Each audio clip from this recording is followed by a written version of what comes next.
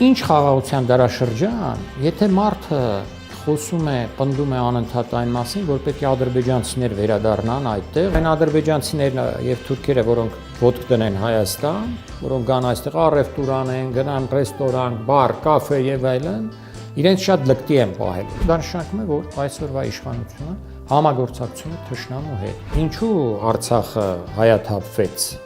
եւ ինչու են միջանցք ուզում Հայաստանով կառուցել, ապագայում հայաթափել նաեւ Սյունիքը, իսկ հետագայում նաեւ ամբողջ Հայաստանը։ Արևմուտքը եւ Ռուսաստանը համաձայնեցված կերպով Հայաստանը հանձնել են Թուրքիայի եւ Ադրբեջանին։ Այսօրվա դրությամբ Արևմուտքին հնարավոր չէ վստահել Թրամփին, թե Թրամփը կլինի ուրիշով կլինի, էլի հնարավոր չէ։ Եվրոպական միությանը հնարավոր չէ։ Իրավունք չունեն բանակում ծառայող մարդիկ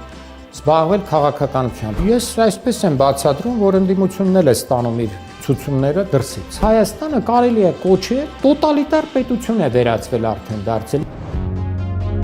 Full Learning-ը առաջինն ու միակն է Հայաստանի շուկայում, որն առաջարկում է աշխատանք բոլոր ուսանողներին։ Մեր դասընթացների ընթացքում նվեր հզոր համակարգիչ, ChatGPT 1 տարվա բաժանորդագրություն, պարտադիր եւ անվճար պրակտիկա, երաշխավորված աշխատանք, ուսանողներին զեղչ ըստ մոգերի, ճկուն ժամանակացույց, որը թույլ է տալիս ընտրել դասերի հարմար ժամ, օֆլայն կամ օնլայն սովորելու տարբերակ, դասախոսի այց ուսանողի տուն, անվճար շուրջօրյա խորհրդատվություն։ Զանգահարեք կամ այցելեք Գայի 1 Full Learning ծրագրավորման դասընթացների նշաձողը Հայաստանում։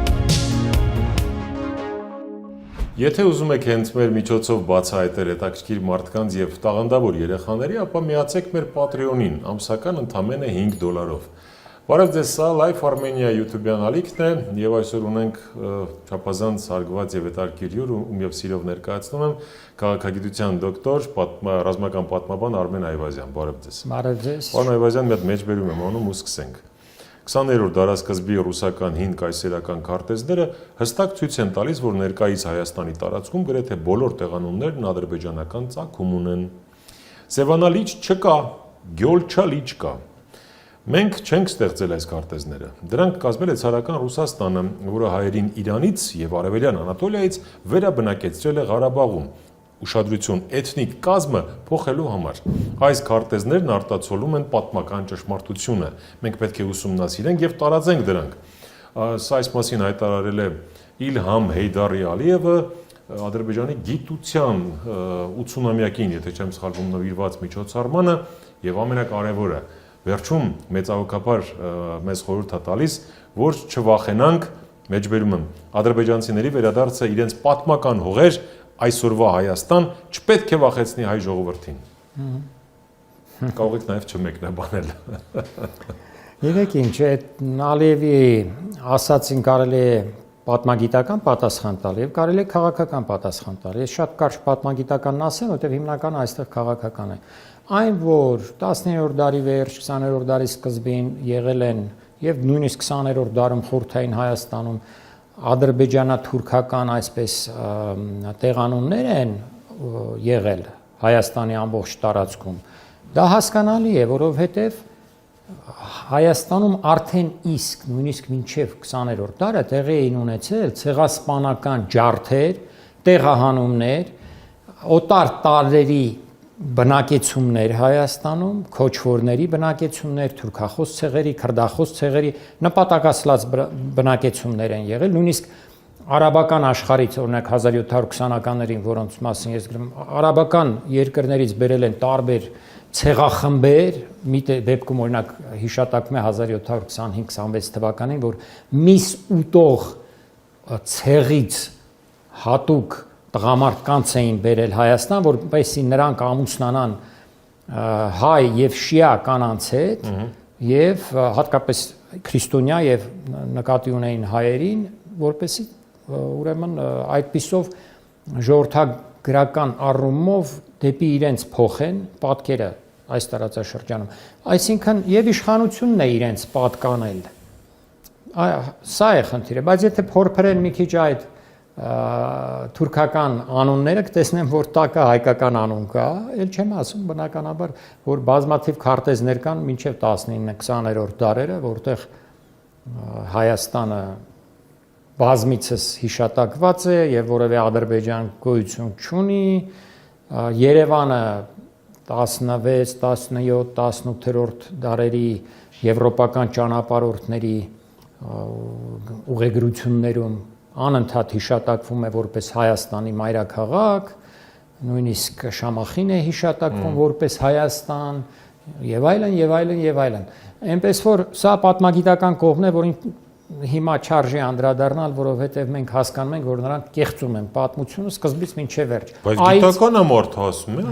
քարտեզները կայսերը։ Խնդիրը դե ասացի, պատմագիտական առումով սա դատարկ խոսակցություն է։ Իսկ ինչ վերաբերում է քաղաքական մասին, ահա դա է մեզ հիմա որ պետք է հուզի, որովհետև եթե պատմագիտականի առումով շատ հեշտ է այդ ամեն ինչին անդրադարձնալ եւ հերքել, ապա քաղաքական առումով սա վտանգավոր հայտարարություններ են, հասկանալի է, չէ՞, եթե խաղաղության դարաշրջան են եւ եթե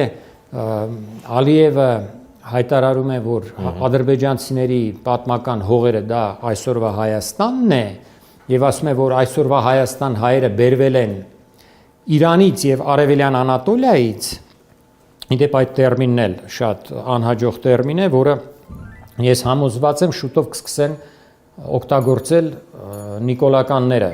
եւ կսկսեն պարտադրել մեր պատմաբաններին, որ պետք է օգտագործել ոչ թե Արևմտյան Հայաստան, այլ Արևելյան Անատոլիա, այնպես ինչպես այսօր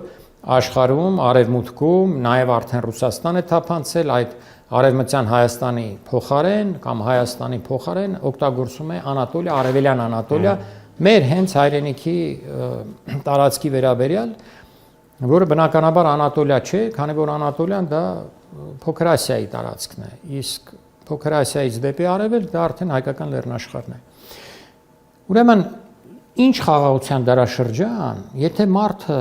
խոսում է, պնդում է անընդհատ այն մասին, որ պետք է ադրբեջանցիներ վերադառնան այդտեղ, որը իրենց պատմական հայրենիքն է եւ դա չպետք է վախեցնի Փրահայժով։ Ինչ է նշանակում չպետք է վախեցնի։ Դա չի վախեցնում, դա անհանգստացնում է հայերին բնականաբար, որովհետեւ Հայաստանը կարելի է կործանել ոչ միայն ռազմական ներխուժմամբ, այլև ժողովրդագրական ներխուժմամբ, նույն ուրեմն սկզբունքներով եւ ավելի փափուկ ու ավելի հանգիստ։ Իլերում են ձեր ասացի, Ալիևը հենց այդպես էլ ասեց, մենք գնալու ենք այնտեղ ոչ թե տանկերով, այլ մեքենաներով, հասարակական եւ այլն եւ այլն։ Դե սկզբից մեքենաներով, հետո բնականաբար այդ ժողովրդին կասի, ում որ բերել ենք, պետք է նրանց անվտանգությունը ապահովենք եւ մեզ այնտեղ մեր զորքերն են պետք կամ թուրքական զորքեր են պետք, որոնք կապահովեն մեր ժողովրդի կասի անվտանգությունը, որոնց այնտեղ նեղում են։ Տեսեք, այս առումով Չեռնագորիայում ընդամենը մեկ շաբաթ առաջ տեղի ունեցան դեպքեր, դեռ չեն էլ ավարտվել։ Երբ մի քանի ադրբեջանցիներ եւ թուրքեր, մի խումբ ավելի շուտ ոչ թե մի քանի, մի տղայի էին դանակահարել Չեռնագորեցու, ուրեմն եւ դրանից բացի տեղի էին ունեցել մինչ այդ մի շարք ուրիշ դեպքեր, այնտեղ 9 տարեկան աղջկա բռնաբարություններ եղել եւ մի շարք այլ դեպքեր, որից հետո չեռնոգորցիները պայթեցին եւ տեղի ունեցան զանգվածային կարելի ասել բողոքներ եւ անկարգություններ։ Ջարդուփշուր արեցին մի քանի ռեստորաններ, առնվազն մեկ ռեստորան, իշխանությունը անմիջապես հետաքրքիր է, որ ձերբակալեց 47 թուրքերի եւ ադրբեջանցիների։ Եվ նույն օրը արգելեց առանց վիզայի մուտքը Չեռնագորիա։ Հիմա մի պահ պատկերացնենք այդ իրավիճակը Հայաստանում։ Խաղաղությունից հետո, այսպես ասած։ Բնականաբար այն ադրբեջանցիներն եւ թուրքերը, որոնք ոտք դնեն Հայաստան, որոնք գան այստեղ առևտուր անեն, գնան ռեստորան, բար, կաֆե եւ այլն, իրենց շատ լկտի են պահելու։ Նրանք իրենց լկտի են պահում, տեսեք որտեղ, Չեռնագորիայում, լկտի են պահում որտեղ, Ռուսաստանում։ Վիդեոներ կան, թող տեսնեն, օրինակ վերջերս որ քաղաքներ, թե հարսանիքին ինչ խայտառակ ձևով էին իրենց պահում ադրբեջանցիները։ Ռուսական ոստիկանությունը ձերբակալեց դրանց անմիջապես պոչ կազմած գնացին, բայց դա Ռուսաստանն է, որը թեև դժկամորեն ու մի քիչ քաշվելով անում է դա։ Իսկ եթե նման դեպքեր տեղի ունենան Հայաստանում, Հայաստանի ոստիկանությունը 47 ադրբեջանցի է ձերբակալելու։ Չի ձերբակալելու, չէ՞, մենք տեսնում ենք, որ այսօր ոչ մի պատասխան չկա։ Հայաստանի իշխանության կողմից ադրբեջանական քայլերին հակահայկական, հակահայաստանյան, հակաարցախյան, հայկական մշակույթի դեմ ուղղված քայլերին որևէ նորմալ պատասխան չկա։ Այսինքն Հայաստանի իշխանությունը որդեգրել է ստրկական դիրքորոշում արդեն իսկ հիմա ոչ թե այն պահին, երբ որ արդեն կկնքվի, երբ որ ադրբեջանցիներ կբերվեն այստեղ, այ հենց հիմա արդեն որդեգրել է ադրբեջանական ճորտի կարգավիճակը, այսօր նիկոլական փաշինյանական իշխանությունը։ Նրանք չեն պատասխանում ոչ մի բանի։ Նրանք չեն քննադատում,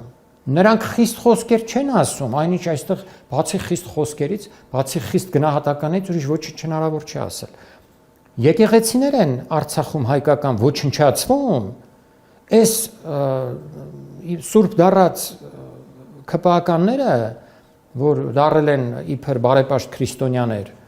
ծպտուն չեն անում, որ հայկական եկեղեցիներն այնտեղ վերափոխվում են, ալբանական են հռչակվում, հողին են հավասարեցվում, գմբեթներն են փոխվում, խորաններն են փոխվում, չգիտեմ ինչ ասես արվում է։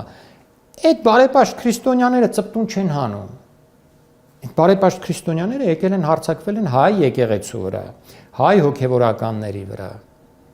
Մեր վրա են հարձակվել։ Իսկ դա ինչ է նշանակում։ Դա նշանակում է, որ այսօրվա իշխանությունը համագործակցում է թշնամու հետ։ Դրա համար գոյություն ունի պատմական, իրավական տերմին՝ կոլաբորանտ, կոլաբորացիա։ Սա է այսօրվա իշխանության որդեգրած դիրքորոշումը։ Իսկ ժողովրդագրական առումով այդ ժողովրդագրական ներխուժումը, եթե Փաշինյանը մնաց իշխանության, պարտադիր դա իրականանալու է, եւ նրանք չեն էլ շղթում։ Ալեն Սիմոնյանը 1-2 անգամ ասեց, որ այո, ինչ վատ կլինի, այո, նրանք էլ պետք է գան, իբր հայերն էլ պետք է գնան, այդ հայերը որտեղ են գնալու։ Ինչ սրտով են գնալու։ Ինքը Փաշինյանի ձեռքը բռնի գնա, երրորդը ես կգնամ։ Այո, եւ պետք է հիշել, որ մենք ոչ միայն պետք է անհանգստանանք թուրքերի եւ ադրբեջանցիների Հայաստան ներմուծմամբ, այլև առհասարակ այսօրվա դրությամբ Հայաստանում գտնվում են տասնյակ հազարավոր անհայտ ծագման մարդիկ։ Մեզ մինչև այսօր իշխանությունը չի ասում, քանի տասնյակ հազար մարդ կա Հնդկաստանից, Հնդկաստանի որ շրջաններից են, կրոնապես ովքեր են, կան արդյոք պակիստանցիներ, կան արդյոք ույղուրներ Չինաստանից, որովհետև չգիտես ինչու բացվեց Ուրումչի Երևան ուղիղ չվերթ։ Որոնք թուրքական ծագում ունեն։ Այո, ուղիղ չվերթ, որ Չինաստանին է ձեռնկուտին կլինի ձերբազատվել իր ուйղուրներից, տեղափոխել նրանց Հայաստան, ինչքան որ ստացվի 5000 հոգի Չինաստանի համար էլի լավ է, որտեղ այնտեղ Չինաստանը իրականացնում է այդ տարածքի յուրացման քաղաքականությունը, չինացիներով մեծամասնությունը ուրեմն բնակեցնելու քաղաքականությունը, իհարկե այլ տիպի միջոցառումներ էլ այնտեղ կան, բայց դա առանձին խոսակցության թեմա է։ Ուզում եմ ասեմ, չգիտենք, բայց մենք պետք է իմանանք, եւ մեր լրագրողները պետք է անընդհատ հարցեր, նմանատիպ հարցեր տան, գրավոր, բանավոր, ովքեր են սրանք, ինչու Երևանում հանձնվեց այդ կուրիերների ծառայությունը օտարներին։ Չէ՞ որ այդ կուրիերները հրաշալի արդեն ծանոթ են մեր ճանապարհներին, մեր շենքերին, մեր ամեն ինչին, այդ ելումուտերին։ Եվ իսկ ինչ կլինի վաղը, եթե դրանց մեջ լինեն, եւ եթե ես չեմ կասկածում, որ կան ադրբեջանական եւ թուրքական հատուկ ծառայության կամ նրանց դաշնակիցների հատուկ ծառայության, օրինակ Պակիստանի աշխատակիցներ, որոնք այստեղ խմբեր են արդեն ահաբեկչական քնած վիճակում եւ պետք եղած ժամանակ կատարեն յուրաքանչյուր հանձնարարություն։ Այս մասին մտածող կա ազգային անվտանգության ծառայությունում։ Այս հարցերն են, որ մեր ժողովրդին հուզում են, ոչ թե կաթողիկոսը երեխա ունի, թե չունի։ Հասկանում եք։ Դա է բացարձակապես այսօրվա դրությամբ ամենաառաջնահերթ հարցը չէ։ Այսինքն ժողովրդագրական պատկերի փոփոխությունը մեզ համար ազգային անվտանգության սպառնալիք։ Նույն ուղղակի եւ արդեն իսկ մեծ վտանգներ է ներկայացում։ Տեսեք, Չեչեն մի աղջիկ սպանեցին Երևանում։ ով սպանեց։ Այդ չեչեն աղջիկը փախել էր ինչ-ինչ ընտանեկան խնդիրներից, եկել էր այստեղ։ Ով է սպանել։ Ովքեր են եղել։ Հենց չեչեններն են եղել, թե նրանց պատվերով այստեղ այդ օտար այդ դեմքերից ինչ որ մեկը իրականացրել է այդ սպանությունը։ Ով է սպանած լիներ, դա նշանակում է, որ Հայաստանում անվտանգ չէ բոլորիս համար արդեն իսկ այս անվերահսկելի ներմուծումից, այս ներգաղթից հետո, որ արհեստականորեն կազմակերպել բերել լցրել են Հայաստանը, հայ ժողովրդին քշում են Հայաստանից, իսկ Հայաստանը բերում լցնում են օտար, խորտ, կրոնապես խորտ, լեզվապես խորտ, ռասայապես խորտ զանգվածով։ Հասկանում եք, այս հարցերը նույնպես կարող են Հայաստանի վերջը տալ, ինչպես եւ ռազմական ներխուժումը։ Պարոն Այվազյան, Հայաստանից զատ, հա, աշխարհում էլ մի շարք իրադարձություններ են տեղի ունենում, որոնք ուղղակի անուղղակի կարծես թե եւ կապ չունեն, բայց նաեւ կապ ունեն։ Կխնդրեմ ձեր մեկնաբանությունը, ձեր օրինակ Ուկրաինա, Մերձավոր Արևելք, ասենք Իրան, Իսրայել, այս ամեն ինչը մեզ հետ կապ ունեն, Հայաստանի վրա ազդում են, թե ոչ։ Իհարկե, որովհետեւ մեծ տերությունները այսօր ներգրավված են աշխարհի վերաբաժանման, ռեսուրսների վերաբաշխման գործում, հատկապես արևմտյան գլոբալիստական ուժերն են մխրճվել այդ ծրագրի մեջ եւ նրանք այս մեր ամբողջ տարածաշրջանին եւ ամբողջ աշխարհին հենց այդպես միացված էլ նայում են ինչու Արցախը հայաթափվեց եւ ինչու են միջանցք ուզում Հայաստանով կառուցել ապագայում հայաթափել նաեւ Սյունիքը իսկ հետագայում նաեւ ամբողջ Հայաստանը խնդիրն այն է որ այդ գլոբալիստական ուժերին պետք է Ռուսաստանին, Իրանին եւ Չինաստանին, այդ երեք ուժերին, որոնք իրենց 100%-ով ենթակա չեն, այդ երեք ուժերին խեղդել, դրանց դաշինքը թույլ չտալ, հեռացնել միմյանցից, սրա լավագույն տարբերակը այդ թուրանական գիծն է, թուրանական ծրագիրն է, մեծ թուրանի, որը այսօր հաջողությամբ սկսել են իրականացնել Արցախի ոչնչացումից հետո։ Քանի որ Ռուսաստանի իշխանությունները թերահավատորեն էին վերաբերում այդ Թուրանի ծրագրին, ասում էին, չէ, ինչ Թուրան, ինչ բան, Լավրովը քանից ասած, դա ֆանտազիաներ են եւ այլն։ Շատ լավ է Թուրանը արդեն ուրվագծվում է բոլոր առումներով, լեզվականից սկսած, տնտեսական, մշակութային, ինչպես նաեւ արդեն հատուկ ծառայությունների եւ պաշտպանական գերատեսչությունների գծով բազմաթիվ արդեն համատեղ զորավարժություններ են անցկացվում, փաստորեն ՀԱՊԿ-ը իսկապես արդեն մինչև այդ էլ մի բան չէր, այսօրվա դրությամբ ՀԱՊԿ-ի ամենակարևոր դեմքերից մի քանիսը, երկուսը գոնե, Ղազախստանը, Ղրղստանը անդադ մասնակցում են այդ զորավարժություններին։ Այն հույսերը, որ ռուսներն ունեին, թե հիմա մենք հայերին հանձնելով այսպես մեր դաշնակցին Թուրքիային եւ Ադրբեջանին կստանանք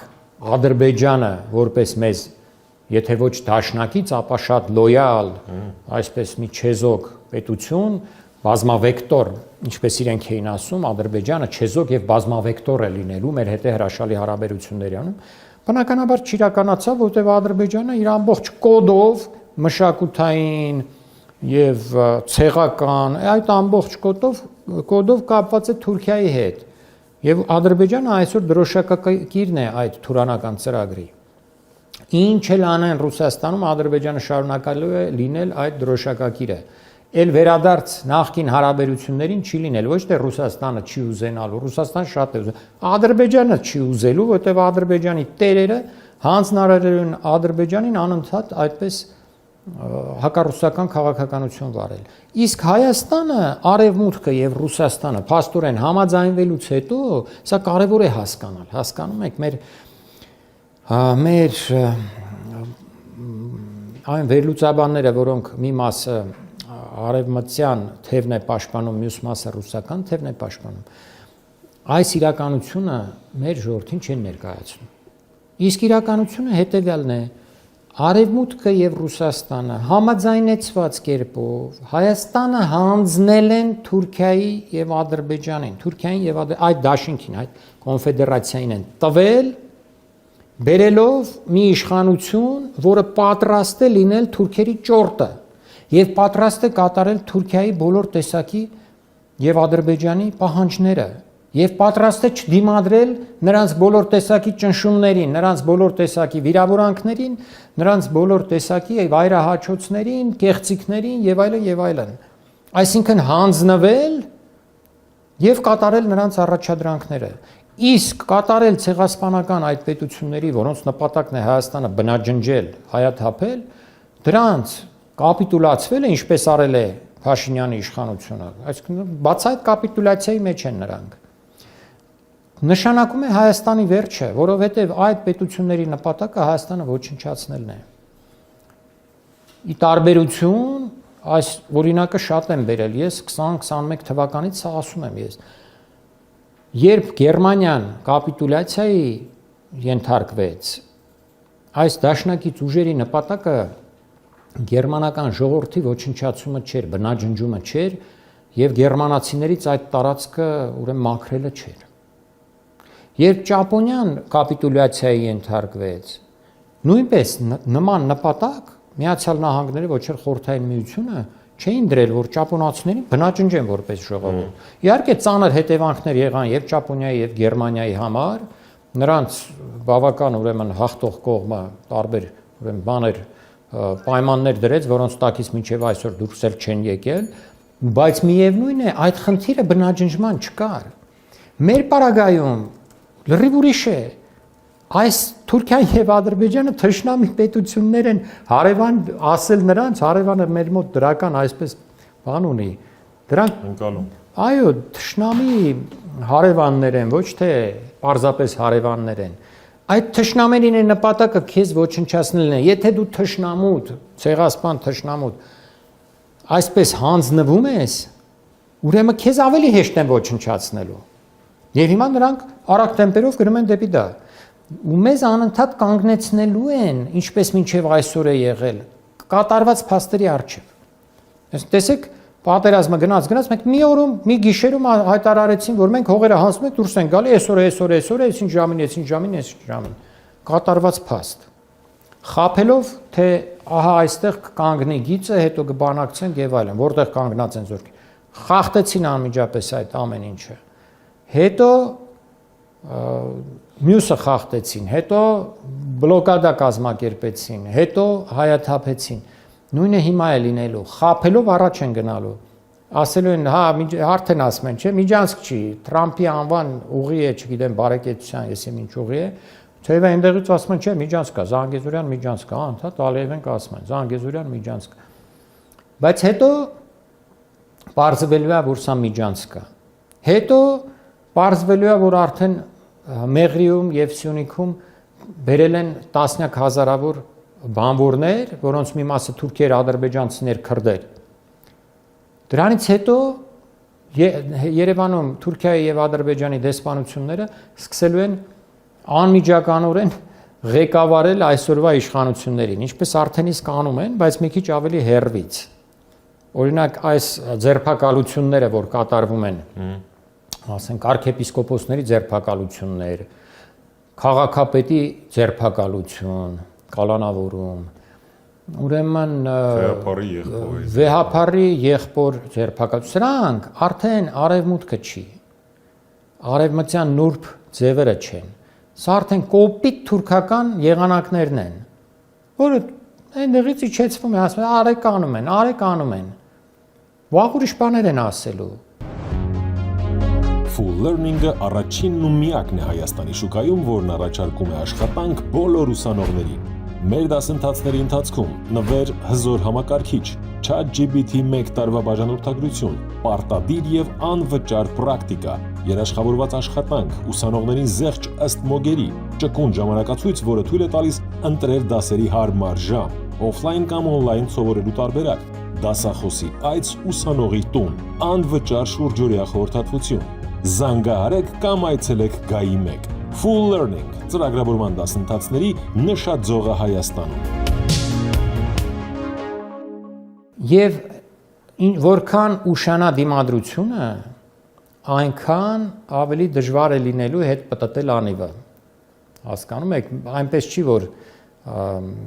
այսպես միանգամից եթե եկան դեսպանությունները հիմնեցին, մի քանի միլիարդ ներդրում արեցին Հայաստանի բիզնեսները առան,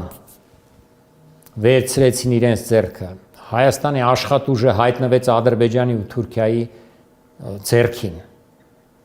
Դրանից հետո ինչ ես անելու։ Հետո պետք է արգելեն հայ պատմաբանները օգտագործեն արևմտյան ասացի Հայաստանան բառը արգելելու են օգտագործել, հետո կասեն Արցախն էլ արգելեք։ Ամենակարևորը որ այդ մեծ տերությունների կողմից որևէ ճնշում չկա Ադրբեջանի եւ Թուրքիայի վրա, դա ինչ է վկայում, այս արդեն 30 տարի է չկա այդ ճնշումը։ Իսկ հիմա առավել եւս դա վկայում է այն մասին, որ Հայաստանը նույնիսկ ոչնչացվելու դեպքում թուրք-ադրբեջանական, ուրեմն ժողովրդագրական առումով կլինի թե ռազմական առումով կլինի, ծպտուն չեն հանելու։ Համաձայնությունը կա, դա իրենց ձեռք է տալիս։ Ցեղասպանությունը այսօր արևմուտքում ընդունվում է որպես մի սովորական բան։ Արդեն 3 տարի է Գազայում ցեղասպանություն է։ Եվ մատը մատին չեն խփում։ 10 ամիս էր Արցախը շրջապատված էր։ Արևմուտքը մատը մատին չխփեց, Ռուսաստանը մատը մատին չխփեց։ Թեև Ռուսաստանի համար էր դա վնաս, արևմուտքի համար վնաս չէր։ Ուրեմն գիտեք են լրատվամիջոցները եւ այլն, զարմանալի է, այլ էս պրոարևմտյան մեր վերլուծաբանները, որ շարունակում են խոսել քաղաքակիրթ աշխարհից, արևմտյան երկրները մեզ կօգնեն եւ այլ, այս թեզերը զարմանալի են։ 10 ամսվա ընթացքում,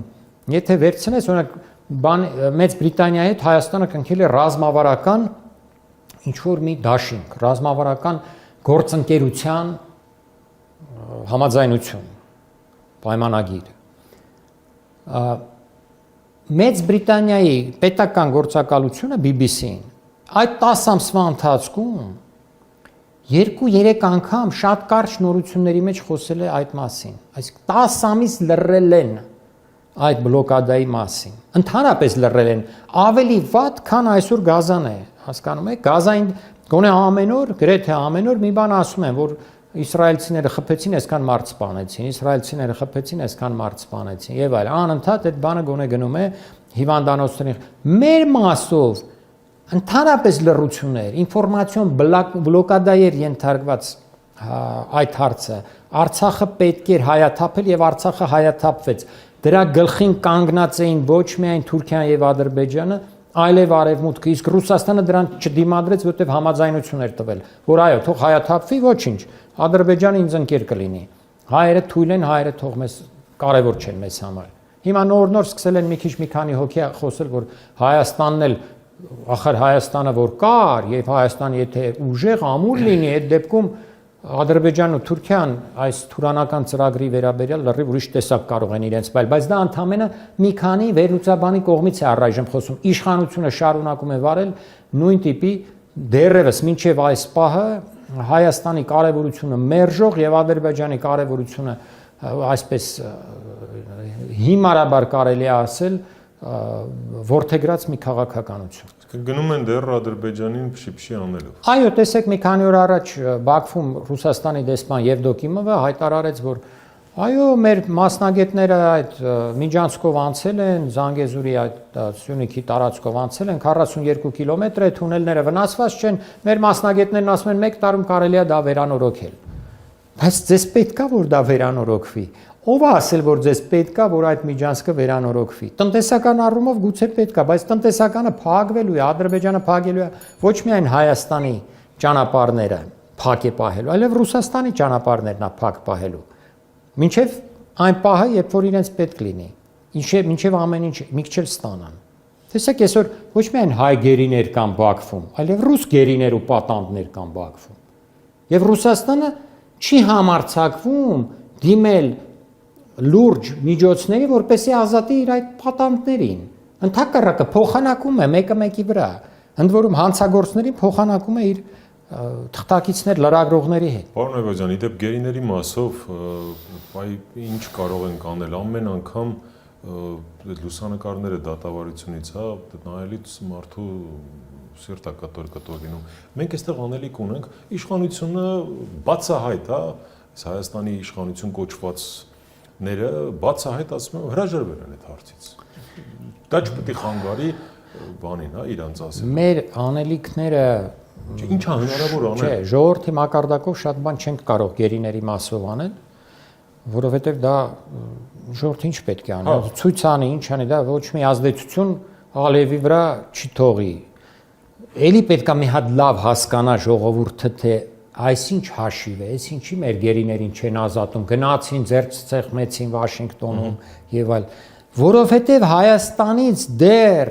պահանջելու են եւ արդեն գծված կա ծրագիրը նորանոր խոշորագույն զիջումներ։ Այդ դրա համար չեն բանանում։ Ինչը Թրամփը այնտեղ մեկ նախադասություն որ ասել կամ իրենց պետդեպարտամենտի ուրեմն այդ պետքարտուղար Ռուբիոն Զանգահարի այսօր ասի Ալիևին, որ վաղը ազատում է գերիներին։ Չեն ազատի, կազատեն։ Ռուսաստանն էլ մատին չի խփում կամ չի կարողանում, ինչպես իր քաղաքացիներին չի կարողանում ազատել։ 9 հոգի մինչև այսօր պատանդ է վերցված։ Սովորական բաներ են, ծրագրավորողներ էին, տուրիստներ էին Բաքվում, պատանդ են վերցրել, նսեմացրեցին, բոլորի աչքի առջև ծեծեցին, բայց Ռուսաստանը չի համարձակվում Ադրբեջանի եւ Թուրքիայի դեմ այսօր ընդունել բոլորովին ուրիշ խիստ կոշտ դիրքորոշում։ Երբ կհամարձակվի, թե երբեք չի համարձակվի, դեռ չգիտենք։ Ես կարծում եմ ինչ որ մի օր համարձակվելու է, բայց դրանից մենք օգուտ կքաղենք, չենք քաղի, մեզ համար ուշ կլինի, թե ժամանակը կլինի, չգիտեմ, բայց մի օր իհարկե այնտեղ մեծ բախում է լինելու, պարտադիր լինելու, ուղղակի կարող մենք արդեն չլինենք այդ ժամանակ։ Հասկանում եք, գերիների մասով պետք է հասկանալ, ասում եմ, որ գերիներին մեր պահում են ոչ միայն ադրբեջանցիները, այլև Վաշինգտոնը, Եվրոպական միությունը, այդ մյուս բոլոր պետությունները, որոնք ոչ մի ճնշում չեն բանեցնում Ալիևի դեմ։ Եվ տեսեք, երեք Թրամփը մի հայտարարություն էր արել Նիգերիայում քրիստոնյաներին ճնշելու մասին,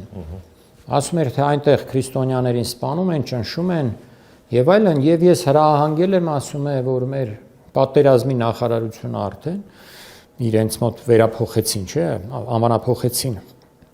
պաշտպանության նախարարությունը, պատերազմի նախարարություն, որ պատրաստի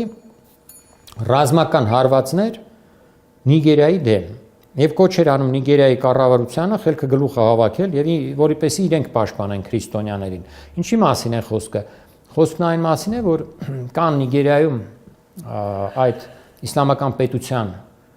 տիպի կազմակերպություններ, որոնք մասամբ հենց այդպես էլ իրանց մասնաճյուղ են համարում իսլամական պետության, եւ նրանք իրականացում են տարբեր հարձակումներ, այդ թվում իդեպ նաեւ մահմեդականների վրա, ոչ ավելի շատ մահմեդականների վրա, քան քրիստոնյաների վրա իդեպ։ Այնտեղ կես-կեսա բնակչությունը, մոտ 200 միլիոն բնակչությունը, 100 միլիոնը քրիստոնյա, 100 միլիոնը մահմեդական է։ Եվ մահմեդականները ինչ որտեղ ավելի շատ են տուժում դրանից, քան քրիստոնյաները, բայց Թրամփը ասում է մեր քրիստոնյաներին բան չասեք, մեր սիրելի քրիստոնյաներին։ Բա Արցախը, որ հայաթափվեց, Արցախի քրիստոնյա չէին, կարող է ձեր այդ այնտեղ ձեզ ասել են, որ դրանք մահմեդականներ են հայերը։ Թե այդ ինչ հաշիվ է, այսինքն խոսքը նրա մասին է, որ որտեղ այսօր շատ այսպես վառ երևում է, որտեղ կա մի ինչ-որ շահ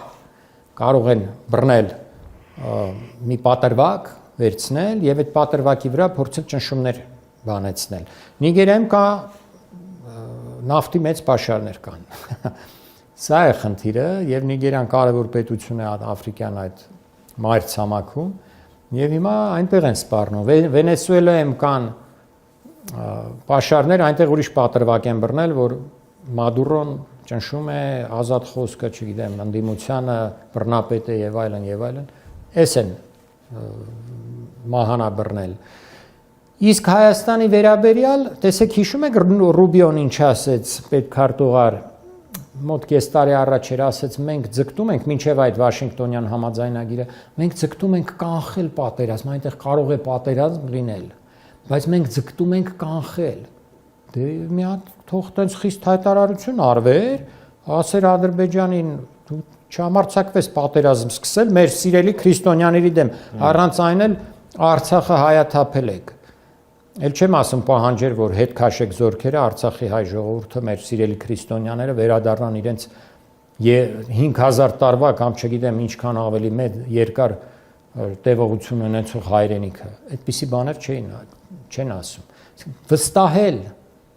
այսօրվա դրությամբ Արևմուտքին հնարավոր չէ։ Վստահել Թրամփին, թե Թրամփը կլինի ուրիշով կլինի, էլի հնարավոր չէ։ Եվրոպական միությանը հնարավոր չէ։ Այսօր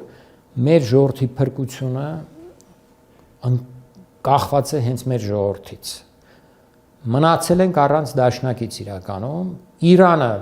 ապահովում է Սյունիքի անվտանգությունը ռազմական առումով մինչև այսօր։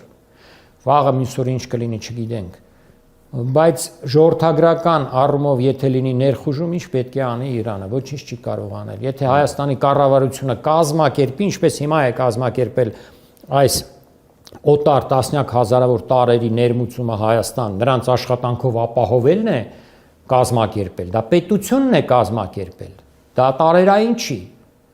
որ նրանք բոլորը աշխատանք են գտնում այստեղ։ Պետությունը կազմակերպել է,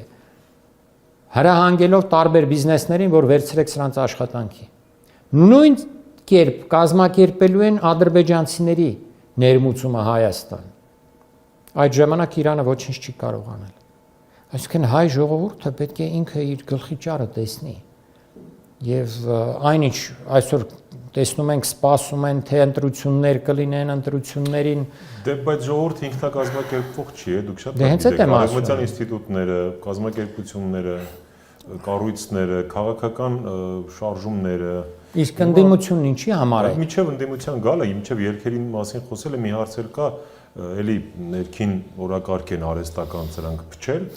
Մեջբերում եմ անում, իդեպ ձեր գրառումն է, Հովանավանքում կայացած նիկոլական հերձվածողական շարժման առաջին համաժողովի մասին հնչեցին բազմաթիվ իրավացի քննադատություններ, սակայն մի չափազանց կարևոր հանգամանք կարծես մեր ուշադրությունից վրիպել է։ Խոսքս այդ աղանդավորական հավաքին Հայաստանի պաշտպանության նախարար Սուրեն Պապիկյանի ջերմեռանդ անձնական մասնակցության եւ բանակի համար դրա հնարավոր ծանր հետևանքների մասին է։ Սա ձեր գրառումից մի հատված էր, մի քիչ կարող եք մանրամասնել, ինչու է։ Մարդը գնաց դրա հաղորդություն ստանա բանալից։ Մեզ անընդհատ ասում են, թե հայկական բանակը զինվում է նորագույն զենքերով եւ այլն եւ այլն։ Գիտեք ինչ, զենքերը պետք է կրակող լինի այդ զենքերից։ Չէ, ներողություն եմ խնդրում, մենք ավելի քան 1 տարի է, մոտ 1 տարի, ուզում ենք զենքերի մասին հաղորդում էինք անում եւ ուզում ենք հասկանանք պետական գնում կա թե չկա, սուտ են ասում։ Վերջին մոտ 1 տարվա մեջ չկա։ Էլի խափում են, էլի ստում են, որ նոր բաներ ա գնվում։ Ինչը որ կա, մենք դա պաշտոնական թույլատրելի սահմաններում ներկայացնում ենք, ինչ զենք ունենք եւ այլն եւ այլն։ Անկախ դրանից, եթե նույնիսկ ստանանք եւ ունենանք, այդ զենքից պետքա հմտորեն օգտվող լինի, կրակող լինի։ Իսկ ինչ է անում Հայաստանի իշխանությունը։ Ընդ որում այդ կրակողը պետք է ունենա եւ ռազմական մասնագիտությունը իր, եւ պետք է գաղափարապես ամուր լինի։ Հասկանա ինչն է պաշտպանում, ինչի համար է պաշտպանում, ինչ պետք է անի, որպեսզի կանխի այդ հարձակումը եւ այնպես վարվի, որպեսզի թշնամին, եթե միտեղ մխրճվել է, նահանջի եւ այլն։ Ինչ է անում այսօրվա իշխանությունը։ Գաղափարապես ջարդում է հայկական բանակի ամբողջ ուրեմն ռազմավարական միտքը։ Սկսած օրինակ այդ կես տարով ծառայության ժամկետը հունվարից պակասեցնել։ 7-8։ Այսինքն մի քանի հազար մարդ, 10000 մոտ մոտավորապես, հստակ թվերը լավ չգիտենք, եթե 40000 է մեր բանակի թիվը, ես չգիտեմ հաստատ, ուրեմն մոտավորապես 10000։ Սա շատ վատ է եւ որակապես է ընկնելու, որովհետեւ այդ վերջի 6 ամիս ծառայողները լինելու են ամենահմուտ զինվորները։ Այդ ամենահմուտներին ուղարկում են տուն։ Ուղարկելու են տուն։ Հիմա այդ մեկ հարված, մյուս հարվածը, այն խոսակցությունը, որ մեր բանակը չպետք է լինի մարտունակ, այլ պետք է լինի պաշտպանունակ։ Սա ինչ է։ Սա եւ մի կողմից դարձյալ դիվերսիա է։ Այսինքն մտքի դեմ է դիվերսիա, ռազմական մտքի դեմ, մեր սպաների պատկերացումները, որոնք կան, ինչ է նշանակում, մարտունակությունը ամենակարևոր բաներից մեկն է բանակի, որը իր մեջ հազարումի տարրեր ունի։ Դու ասես մարտունակ չպիտի լինի, պաշտպանունակ պիտի լինի, ինչ է դա նշանակում։ Իսկ քո վրա պիտի մենակ հարձակվեն, իսկ դու ինչ պետք է մենակ կրակես խրամատի միջից։ Այդ հարձակումը հետ մղելու համար շատ հաճախ հակահարձակումներ պետք է կազմակերպել։ Այստեղից, այնտեղից, նույն տեղից, ուրիշ վայրից, խորքային հարվածներ, խորը մարտարշավներ, ռեյդեր պետք է կազմակերպես։ Այսինքն դու ուզում ես ասես պաշտպանունակա, այդ բաները չի կարողանալու անել հայկական բանակը։ Այդ քեզ մյուս հարվածը։ Եվ խնդրեմ, այցը Հովանավանք Սուրեն Պապիկյանի, պաշտպանության նախարարի մի ուրեմն հերձվածողական այսպես կոչված պատարակի, որ պատարակ չէր, այլ ինչ-որ մի միջոցառում էր։ Չէ որ ճիշտ է, պաշտպանության նախարարը քաղաքական պաշտոն է, բայց միաժամանակ պաշտպանության նախարարի վերահսկողության տակ է ամբողջ Հայաստանի զինված ուժերն են։ Եվ նրա առաջի տեղակալն է գլխավոր շտաբի պետը։ Այսինքն նա է գլուխ այնուամենայնիվ դրված։ Հիմա, եթե դու գնում ես այդ հերձվածողական միջոցառմանը, դա քաղաքական միջոցառում է, շատ պարզ է դա, որովհետև եւ բնակչության, եւ քաղաքական ուժերի մեծ մասը, չհաշված ԿՊ, բոլորը դեմ են այդ միջոցառմանը։ Հիմա դու գնում ես այդ միջոցառմանը, իսկ ինչպես պետք է քո գեներալներն ու գնդապետները վարվեն։ Նրանք իրավունք ունեն սրանից հետո գնալ իսկական պատարակներին մասնակցել, նրանք իրավունք ունեն մեր սրբազանների ձեռքից եւ մնացած քահանաների ձեռքից, ովքեր վարդապետների, քահանաների, աբեղաների ձեռքից ընդունել հաղորդություն, նրան ովքեր ընդունում են, որ այսօր հայոց եկեղեցու առաջնորդը Գարեգին II-ն է։ Դու գնալով այնտեղ ասում ես, որ դու չես ճանաչում Գարեգին II-ին։ Իսկ Փաշինյանը ասել էր, որ ես կարգալույծ եմ հայտարարում Գարեգին II-ին եւ նրա շուրջը եղած խմբակին, այսինքն այդ խմբակը, գիտեք ովքեր են, այդ խմբակը եպիսկոպոսած դասն է, այսինքն եպիսկոպոսներն են, արքեպիսկոպոսները, եպիսկոպոսները, վարդապետներն են, ովքեր ճանաչում են բնականաբար որպես կաթողիկոս Գարեգին II-ին։ Հիմա դու չես ճանաչում որպես պաշտպանության նախարար։ Այդ դեպքում քո գեներալները իրավունք ունեն ճանաչեն, թե չունեն։ Իսկ եթե նրանք գնան այդպիսի մի միջոցառման, լինի դա հարսանիք, կնունք, հուղարկավորություն, հոգեհանգիստ, արդյոք չեն վախենալու կամ դու ինչ-որ միջոցներ չես ձեռնարկելու, որպեսզի նրանց կարիերան կանգ առնի, կամ գործից ազատես մի շաբաթ, մի ամիս հետո, կամ այն մյուսին, ովքեր գան քո հետ, ասեն ես էլ չեմ ճանաչում, ես էլ քոպես հերձվածող կարգալույծ եղած Ստեփան Ասատրյանին եմ ճանաչում որպես, չգիտեմ, իսկական հոգևոր հովիվ, դրան էլ առաջ ես տալու։ Կամ միայն եթե վերցնեն քաղաքական մասը, դա նշանակում է ներքաշել, որտեղ քաղաքական, ասեցի քաղաքական մեր դաշտի մեծ մասը դեմ է, մյուս կողմից է։ Հիմա դու ներքաշում ես բանակը եւ հատկապես ավակ սպաներին այս քաղաքական հարցերի մեջ, գոնե դու չգնայիր։ Հասկանում եք, չէ՞ որ սահմանադրորեն, այլ մի քանի օրենք կա, որոնցով արգելված է բանակի ոնց կարան չգնամ։ Դե տեսեք, ասենք իրանք են ասել, ուսապարկեր են այնտեղ։ Ախր կներեք գեներալից հետո օքեյ է տարի ու կեսի հետ։ Այդ միջև, ասենք, Պապիկյանի հոգին ուտելը պետք է sense գիտեք, մամուլը գրեց, որ ասենք բարձրաստիճան գեներալներ, ցանապես շտաբի ուղեղը, հա, դեմ են այս փոփոխությանը։ Full Learning-ը առաջինն ու միակն է Հայաստանի շուկայում, որն առաջարկում է աշխատանք բոլոր ուսանողներին։ Մեր դասընթացների ընթացքում նվեր հզոր համակարգիչ, ChatGPT 1 տարվա բաժանորդագրություն, պարտադիր եւ անվճար պրակտիկա, երաշխավորված աշխատանք, ուսանողներին զեղչ ըստ մոգերի, ճկուն ժամանակացույց, որը թույլ է տալիս ընտրել դասերի հարմար ժամ, օֆլայն կամ օնլայն սովորելու տարբերակ, դասախոսի այց ուսանողի տուն, անվճար շուրջօրյա խորհրդատվություն։ Զանգահարեք կամ այցելեք Գայի 1։ Full Learning ծրագրավորման դասընթացների նշաձողը Հայաստանում։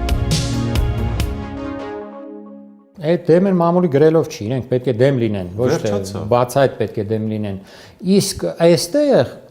կա սահմանադրություն, կա, դրված է այնտեղ։ Հիմա կարելի է հետո խոսել, թե ինչ է նշանակում այն, որ սրանք բոլոր օրենքները փաստորեն ժխտում են, մերժում են եւ այլն։ Սա ուրիշ բան է, բայց մի հատ նշենք այնուամենայնիվ մեզ համար մեր ժողովուրդն իմանա, հիշի, որ բանակը սահմանադրությամբ հայտարարված է,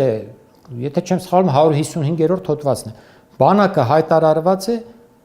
քաղաքականապես չեզոք մարմին, չեզոք կառույց։ Իրավունք չունեն բանակում ծառայող մարդիկ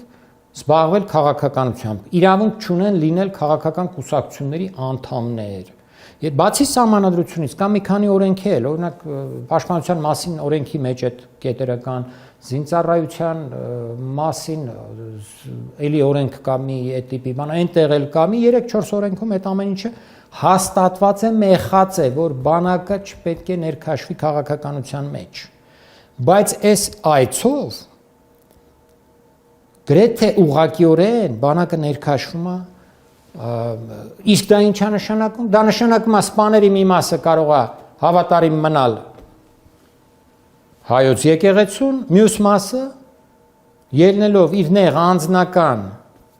մերկանտիլ շահերից ու նպատակներից գնա Փաշինյանի եւ Պապիկյանի հետևից հերձվածողների հետև։ Իսկ դա ինչ է նշանակում։ Նշանակում բանակի մեջ էլ պարակտում։ Այսինքն այս մի գեներալը կասի ես գնում եմ Սուրբ Էջմիածին, այն մյուսը կասի ես գնում եմ Հովանավանք, այնտեղ նոր կաթողիկոսություն շուտով պետք է հայտարարվի, թե ինչպես նպատակներ կարող է լինեն նաեւ, չգիտենք դեռ։ Սարսափելի վտանգավոր է եւ գաղափարապես, եւ կազմակերպչական առումով, եւ մարդունակության վրա ծանր հետևանքներ ունեցող բանակում կան գնդերեցներ, մի քանի տասնյակ գնդերեցներ են ծառայում։ Այդ գնդերեցներն ում են հիմա ում են ճանաչելու որպես իրենց հոգեվոր առաջնորդ։ Հիմա պարզ չի որ Փաշինյանն ու Պապիկյանը պետք է գնդերեցների վրա ինչ որ ազդեցություն ունենան, ասեն մի շարունակեք դուք ձեր կապը Սուրբ Էջմիածնի հետ։ Իսկ իրենց կապը Սուրբ Էջմիածնի հետ է։ Նրանք անընդհատ կապի մեջ են, չեն կարող ուրիշ տեսակ հնարավոր չի, դա իրենց վերադասն է։ Այս գնդերեցներն ինչ են անելու, ազատելու են բանակից, թե ասելու են, չէ, դուք էլ պետքա գնաք ոչ թե Գարեգին II-ի անունը տակ այդ պատարակներում եւ տարբեր այլ միջոցառումներում, որ պարտադիր եկեղեցական կանոններով շատ հաճախ տրվում է կաթողիկոսի անունը, ամենայն հայոց կաթողիկոսի անունն է տրվում եւ թեմերի առաջնորդների անուններն են հաճախ տրվում նաև, ոչ թե դրանց անունը պետք է տակ, այլ պետք է, չգիտեմ, Ստեփան Ասատրյանի կամ չգիտեմ մեկն էլ կար այնտեղ մի հերձվածող, որին դեռ կարգալույց չեն արել, Տարոն, Տեր Տարոն էր, ինչ էր, Սանայինի քահանաներ, որին զարմանում են, թե ինչի անմիջապես չեն կարգալույց անում։ 1-2 հոգի դավաճան կա ընդհանրապես եկեղեցում։ Մեր եկեղեցին շատ ամուր է։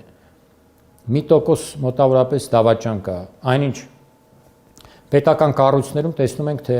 համատարած երևույթ է դավաճանությունը եւ կոլաբորացիոնիզմը, համատարած, հատկապես ուժային իրավապահ եւ մնացած կառույցներում։ Թեև ձեզ կարող եմ թվեր ասել, իմ տեղեկություններով, այս վերջի 1 տարվա ընթացքում դատախազությունից տասնյակ, մոտ 7 տասնյակ, թե 6 տասնյակ, գուցե սխալվեմ թվերի մեջ, մասնագետներ են դիմում գրել դուրս եկել։ Դե պատվարժան արժանապատիվ մարդիկ կան իհարկե պետական ապարատում եւս, Եվ շատ ճիշտ եք, պարոն Այվազյան, եկեղեցին անսասան է, ամուր է, ոչինչ, ժողովուրդն ասում է գյուղ չկա, շունչ չլինի, ու այնքան թշվառ են, որ իրենց ոչ հոգևորական, ոչ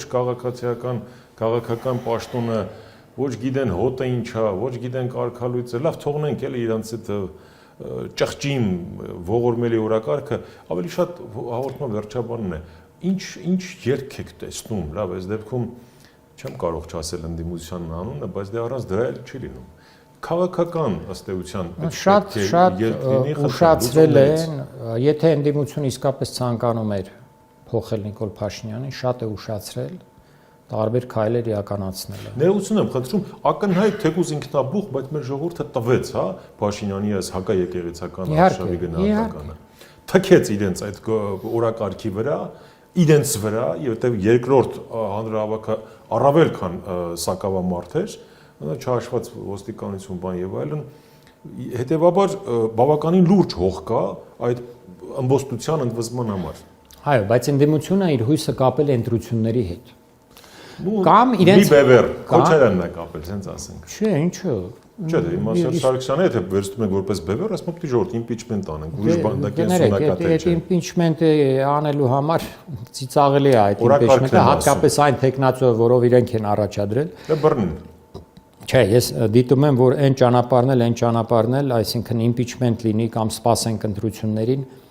լավ տեղ չի հասցնելու, որովհետև ընտրությունները մենք տեսել ենք Հայաստանում ինչպես են իրականացնում, իսկ Փաշինյանը այդ ամենավատ ավանդույթների կրողն է եւ նույն կերպ իրականացնելու է այս ընտրությունները, այսինքն նկարելու են իրենց ուզած թվերը,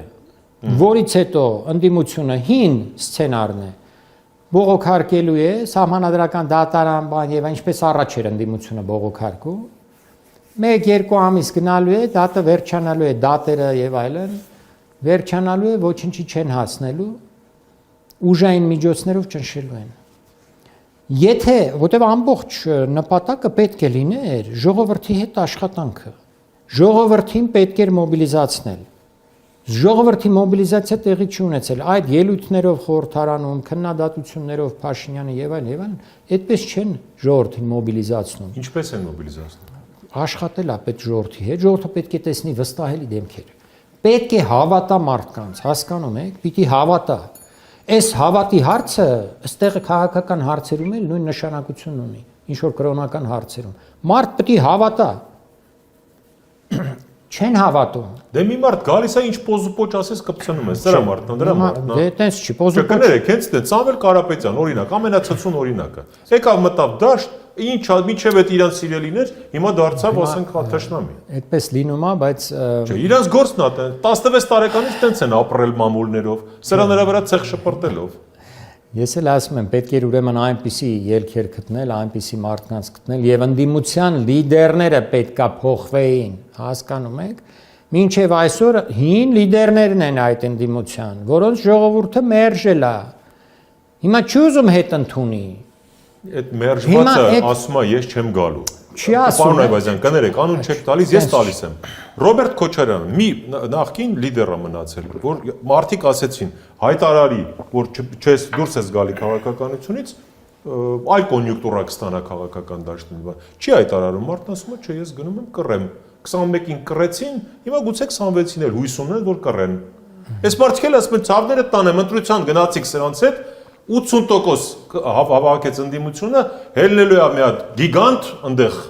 Վահագն Հովակիմյան, հայկական նախագահը, ասելու է 120%-ով ԿՊ-ն կրեց, ինչ էս անելու։ Այո, հենց տենց։ Դե գնացեք կռեք։ Այ, բայց դա հասկանալի է, չէ՞, իրանք չեն հասկանում այդքան բան։ Այդ ի՞նչ է նշանակում։ Չգիտեմ, իմ ուղեղը կախում է, դուք քաղաքագիտության դոկտոր եք, բացատրեք հասկանամ։ Ես այսպես եմ բացատրում, որ ընդդիմությունն էլ է ստանում իր ցուցումները դրսից։ Եվ դրսին, եթե պետք է, որպեսզի Հայաստանի ոչնչացումը շարունակվի Նիկոլ Փաշինյանի կառավարության ձեռքերով, ապա ուրեմն պետք է այս ընդդիմությունը այսպես փափուկ պետք է շարունակի մանդատները չհանձնելով, գնալով, լիդերներին չփոխելով, առաջնորդներին եւ այլն։ Իսկ եթե ուզենային իսկապես գործանեին, նրանք պետք է անմիջապես առաջնորդներին փոխեին։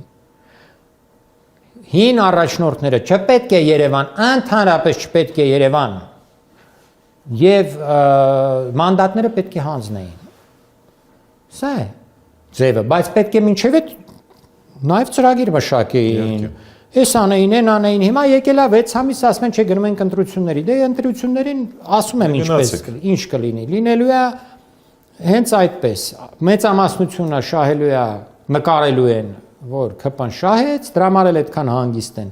Ուժայինները պաշտպանելու են ԿՊ-ին, դատարանները պաշտպանելու են ԿՊ-ին, սահմանադրական դատարանը պաշտպանելու է ԿՊ-ին, եւ Հայաստանի ոչնչացումը կարող են այդպես հաջող շարունակել։ Հիմա ինչ sense վատատեսական ենք ավարտելու։ Դե մի բան էլ պետք է վատատեսական ասենք, այս վերջին դեպքերը, այս ձերբակալությունները, քահանաներին, տեսեք, այնտեղ քահանաներին կանչել էին անցյալ Կիրակի նույն օրը ամբողջ թեմի այդ պատարակները այսպես խաթարելով առավոտյան ժամը 9-ին Կիրակի օրը կանչել էին։ Սա հետո իդեպ մոռացել եմ ոնց որ թե չեն կանչում։ Հարցը վերջացա։ Այսինքն Հայաստանը վերածվել է ոչ իրավական պետության բոլոր առումներով։ Հայաստանում իրավունքը սկսել է չգործել կամ գործում է ընտրովի արդարություն, արդարադատություն, ընտրովի։ Եվ սա ունի արդեն իր հետևանքները։ Ծանր հետևանքներ է բերելու այս ամեն ինչը։ Այս բեսպրեդել արդեն էլի։ Հա, բեսպրեդել է։ Հիմա ասում են, թող հեռանա կաթողիկոսը, երեք էր կարծես ալը, թե երեք չի առաջ որ Ալեն Սիմոնյաններ ասում, ինչ է դանակը պետք է հասնի ոսկորին նոր հեռանա։ Ինչ է նշանակում դանակը պետք է հասնի ոսկորին, հետո դրանից հետո մյուս օրը ձերբակալում են կաթողիկոսի եղբորը։ Դուք ով եք որ որոշեք ախր։ Կաթողիկոսի եղբորն ու նրա որդուն, որ ձերբակալել են, պարզ է, չէ, որ ճնշում են, բանեցնում կաթողիկոսի վրա, այդպես եթե դու չես հեռանում, քո հարազատներին էլ ենք ձերբակալելու, նեղելու, չգիտեմ, էս անելու, այն անելու, ոչ միայն սրբազաններին, այլև քո եղբորը եւ մնացածներին։ Իսկ սա ինչ է, ուզում եմ ասեմ հետևանքների մասին, էլի։ Սա բերելու է, ծնելու է Հայաստանում ուրիշ տիպի հետևանքներ։ Ժողովուրդը սկսելու է բացարձակապես արդեն չի վստահում, այսինքն, բայց ընդհանրապես չի վստահելու իրավապահներին, երկարատև առումով եթե նայես, սա բերելու է մեծ արտագաղթի, որովհետև եթե չկա իրավական պետություն, եթե իշխանությունը ում ուզում դատում է, ում ուզում արդարացնում է, ում ուզում այսքան տարի է տալի նույն հանցանքի համար, այն մյուսին չհանցանքի համար են տալի եւ այլն։ Արտագաղթ լինելու ժողովրդի մեջ տիրելու է սարսափելի ապաթիա ամեն ինչի նկատմամբ։ Բախումներ, սպանություններ եւ այլն եւ այլն եւ այլն։ Ծանրագույն հետևանքների է բերելու։ Այսօր Հայաստանը կարելի է կոչել, ոնց ասեմ, տոտալիտար պետություն է վերածվել արդեն դարձել։ Միակ բանը, որ մնացել է, խոսքի ազատությունն է։ Այդ ընտրություններից հետո դել կսկսեն փակել։ Եկեղեցուց հետո ԶԼՄ-ներն է, հերթներն է։ Այո, ախր ապշել կարելի է, այլ ես չգիտեմ, էլի։ Ես էլ ասենք ու ամփոփենք երևի, ԱԺ նախագահ, հա, ասենք ձեր հիշատակած անձը, ի չեմ ուզում անունը տամ։ Բացահայտ մարդը ասում է, ուզեք, չուզեք, ադրբեջանցիներն են գալու, մենք էլ ենք գնալու։ Թե մեզնից ով է գնացել, մերոն գնացին։ Իրանք գնացին, բայց ադրբեջաների թքեց իրանց վրա ու չեկավ ես Եվրանեստին։ Էդ էլ իրանց խաղաղության հերթական։ Հիմա մարդը բացայտ ասում է, ուզում եք, չեք ուզում, սենց ալնելու։ Ժորժ ջան, կամ կզում ենք, համակերպվում ենք, այդ ասացի հետ, կամ պայքարում ենք, վռնդում ենք, հիմա ասել էի, ինչ ենք անում, էլի։ Տեսեք, այդ ուրիշ տարբերակ չկա, հասկանում եք, ուրիշ մուտիլովկի հայերենը ոնց է կներեք, այստեղ պետք է նմանեցնենք չկա։ Ալեն Սիմոնյանի խոսքերը, ես որ ասում եմ նրանց արդեն կուրացիա են անում ոչ թե արևմուտքից, այլ ուղղակիորեն Թուրքիայից եւ Ադրբեջանից, ավելի շուտ Թուրքիայից։ Շատ նման է այն ինչ արվում է Հայաստանում, մոտավորապես Էրդողանը նույն բանը Թուրքիայում անում, էլի, Ադրբեջանը Զերո խնդիր արևմուտքների։ Եվ տեսեք Ալիևն է, չէ, հայ ժողովրդին ասում, ուզեք, չուզեք ճանապարհը բացվելու է։ Այո։ Հիմա սա էլ մեզ ասում է, ուզեք, չուզեք, սենց է, վաղ ասելու են ուզեք, չուզեք, ադրբեջանցիները գալու են Հայաստան։ Ուզեք, չուզեք, Ծիծեռնակաբերդը մենք վերանվանելու ենք ոչ թե Եղեռնի հայոց ցեղասպանության հուշերի, ուրեմն ոչ թե հիշատակի հուշարձան, այլ մի ինչ-որ այլ բան, հայ-թուրքական զոհերի կամ հայ-թուրքական ապագա բարեկամության, չգիտեմ, մի տենց մի բան ենք վերանվանելու։ Ուզեք, չուզեք, մենք պետք է եղբայրություն անենք։ Ուզեք, չուզեք, պետք է դպրոցներում թուրքերեն ու ադրբեջաներեն սովորեք։ այսպես գնալու է առաջ, քանի դեռ չկա դիմադրություն։ Դիմադրությունն էլ ասացի, կարող է առաջանալ միայն այն դեպքում, եթե լինեն նոր ղեկավարներ, որոնք դիմեն բոլորովին ուրիշ մեթոդների, սկսած նրանից, որ պետք է մանդատները վայր դնեին, օր առաջ, 3 չառաջում, մի տարի առաջ, 2 տարի առաջ պետք է մանդատները վայր դնեին եւ թույլ չտային, որ այս ընթացքը այսպես լեգիտիմացված շարունակվեր։ Պարոն Այվազյան, շնորհակալություն, այսօր եկեք այսքանով սահմանափակվենք, խնդիրները շատ են, կարող ենք ժամերով խոսել։ Սա Life Armenia YouTube-յան ալիքներ, հյուրընկալել էինք ռազմական պատմաբան, քաղաքագիտության դոկտոր Արմեն Այվազյանին։ Շնորհակալ ենք նաև ձեզ, որ նայեցիք հարցազրույցը եւ իհարկե բաժանորդագրվեցիք մեր ալիքին։